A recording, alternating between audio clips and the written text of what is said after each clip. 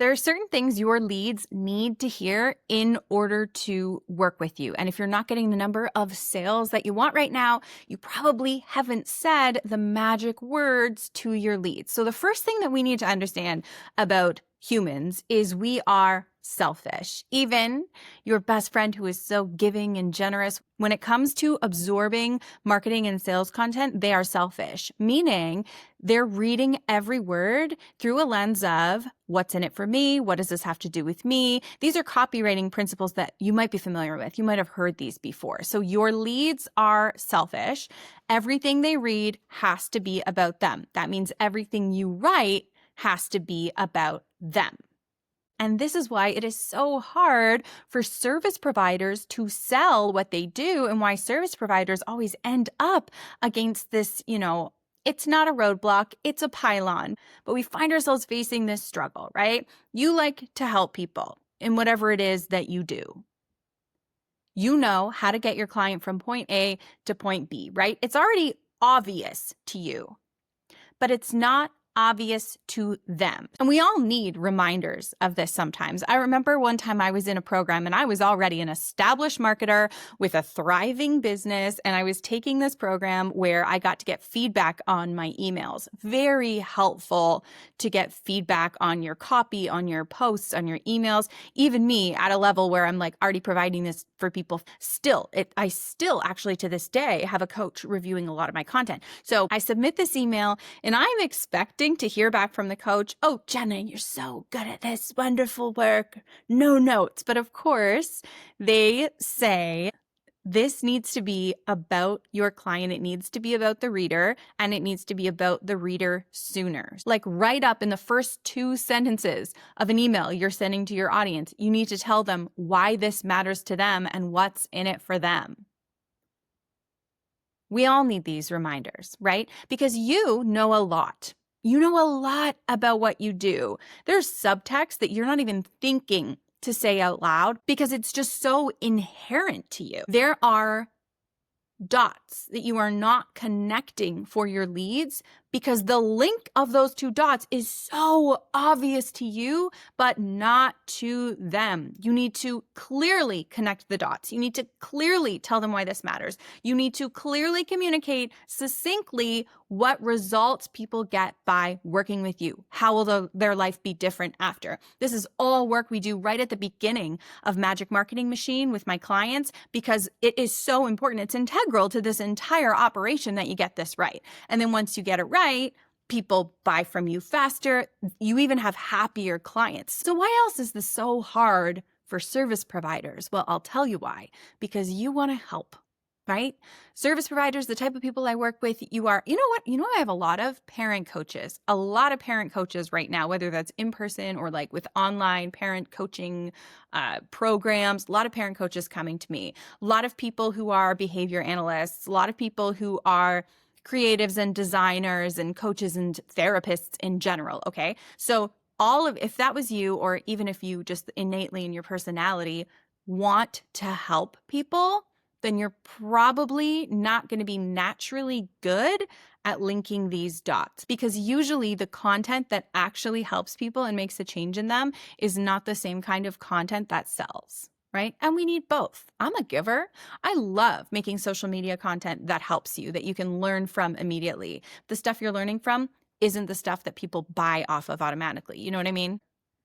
So when it's time to make your sales content, you need to take off your helper hat and put on your marketer hat, who uses different words and speaks in a different way and says completely different things. Let me give you another example to sort of exemplify what I'm talking about right now. My brother-in-law, I know him really well. We've had lots of dinners together. We have vacation together. I know him really well. We talk about work a lot because we both have found ourselves in manager roles because I have a team now. So like he manages a team, I manage a team. But I don't know what he does. I don't know what he does. And it's too late to ask. I'm in too deep. I can't ask now. I have an idea, but I played along for so long when he used industry jargon and he thought he was being clear, right? He has no idea. I don't know what he does, or else he would have told me, right? right? No, he can't know. He would have told me if he knew or had an inkling that I didn't get it, right? But he's using his industry language. He's using the words that he uses every day when he's helping people, when he's talking to his team, when he's talking to his colleagues, when he's writing internal emails. That is not marketing language. That is not the same language and the same words you're going to use to communicate to a stranger to try and get a message across. It's something to do with insurance building. What's an adjuster? Doesn't matter. You probably have a friend like that, right? Think about that person. You have drinks with them and they complain about work and you try and catch up and read between the lines and because it's too late to ask what they do. They probably work in an office. We know that much is true. All right, so a lot of what I said is sort of deeper marketing work that needs to be done. Again, come on into Magic Marketing Machine. We will do it all with you. But how do we practice this? That's a lot of sort of marketing know-how and a deeper dive into the psychology behind the marketing, but how do we actually apply this? Great question. The best place to practice this work is in your Instagram bio. Your bio is a very powerful tool, right? You're spending all this time on your reels, right? You're making these awesome reels and posts, and then your post pops up in front of a stranger. What do? They can actually press follow right directly from the reel, but a lot of the time, first before they decide to follow you, they're going to come to your profile. They're going to tap your name, come to your profile, look at your profile, and you get approximately 2.5 seconds. And in that time, they're going to decide if they're going to follow you. So the bio is a bat signal. It is a flag we're putting out there and it needs to speak to them. But what do people do with their bios? They make it about themselves. Cat mom, mother of 4, graphic designer. Who cares, right? That's all to do with you, not your lead. And all your copy has to speak to your lead. They are selfish. They need to know immediately what's in it for them.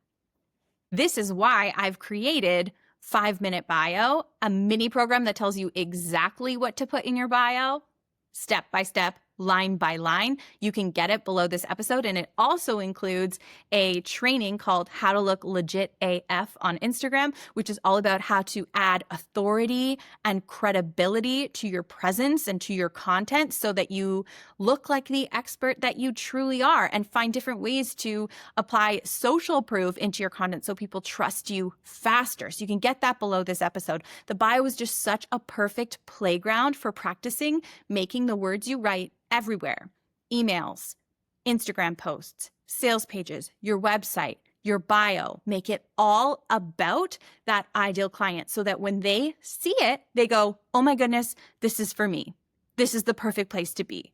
I'm going to click that link and see what else there is out there for me. I'm going to click that link and sign up to work with this person. I'm going to click that link and get a discovery call because these couple of sentences spoke directly to me. I feel seen. They clearly know what I want. Pretty cool, right? I actually have a client who watched that Legit AF training when I did it live originally. She added 1 line to her bio and doubled her sales overnight. And spoiler alert, what the line was an authority building social proof line of text, just a single line of text. Now that worked well for her because she had already gone through my bio training. She already knew how to speak directly to her ideal clients. And then when she just made this one tweak, she doubled her sales, which is awesome. And when I say doubled her sales, I mean they had their normal average sales that they made in a day. They doubled it, and that was the only change she made. And she messaged me and she was like, this is the only change I made, and now today we've doubled our sales. So it's our best guess that that was the reason why. Hard to prove with stuff like that. It's hard to prove ROI, aka return on investment in organic social media in general, right? Because with ads, we can track every single person who comes through. So it's really easy to know what was working, but organic hits a little bit different. Like somebody just reached out to me and they had just joined my program, Magic Marketing Machine, and they did what we call the audience expansion challenge, which is one of the challenges you do right at the beginning. It's 10 ways to grow your following without making content. And immediately booked a client. And she says, Jenna, the audience expansion challenge just booked me a client. And I was like, great. How do you know that that's where it came from? And she told me she already knew this person, but she did the challenge. It made them reach out, and then they booked one of her offers. So it's so important. And I was so glad that she recognized that in that sense, your organic marketing, your Instagram presence is part of like an ecosystem, right? You might already know somebody And then they start following you and then they buy from you because your content warms them up and speaks all that marketing language. You might have already worked with someone before, but your Instagram presence keeps you top of mind. You keep popping up in front of them. You say the magic words that your lead needs to hear that makes all of this about them and makes the result super crystal clear that they're going to get by working with you. So then they finally decide to take the lead. In fact, you probably have hot leads following you right now. I think everybody does. They're just waiting for you to say that one thing that clicks in their brain and they go, yes, I need to work with them. This is the journey. This is the action step I need to take in order to get this result that I've been longing for, whatever that result is. All right. So a little bit of marketing jargon tossed at you today. Let me know what you think of this episode. Let me know what you think of 5-minute bio. The idea is you watch a couple of lessons. It's like less than 15 minutes of video, and then you fill out a worksheet and make your new bio in 5 minutes. That's the goal.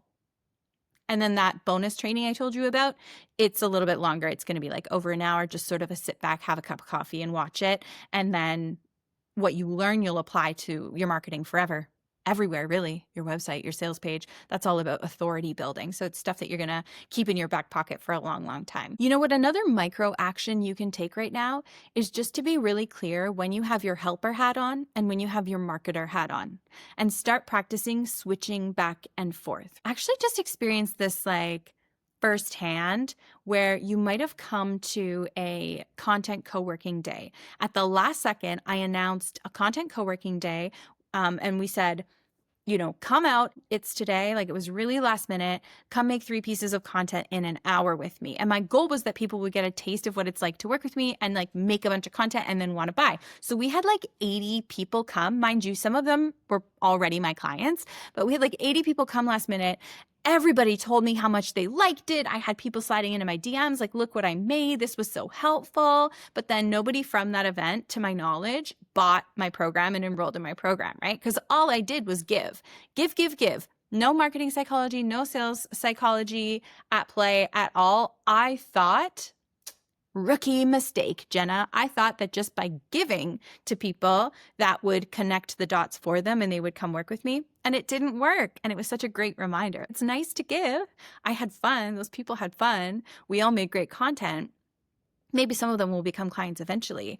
But because it wasn't well crafted, it was just me out there providing a free workshop for no reason, it didn't convert. Meanwhile, when I actually try and convert, using the marketing psychology and the sales psychology that I already know works, I convert like gangbusters. So it's always worth the experiment and trying things out. You never know. But yeah, okay. Love you. I'll see you inside 5-minute bio.